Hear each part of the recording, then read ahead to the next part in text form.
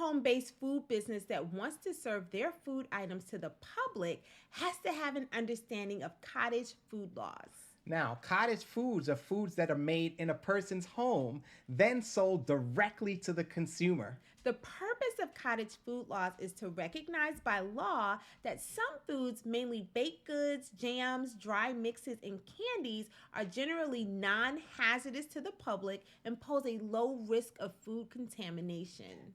Now, if you'd like to sell food that is potentially hazardous to the public, you'll have to obtain a food license. Although the goal of cottage food laws is to ease food safety requirements for those who produce non potentially hazardous foods, the specifics of cottage food laws vary depending on the state you're doing business in. So, really, the best thing you can do is to look it up and familiarize yourself with the cottage food laws in your particular state. If you'd like to learn more details about the process of getting your food product into retail stores, click to the right and play the next video in the series. Also, check out any of our other videos or attend an upcoming live free masterclass.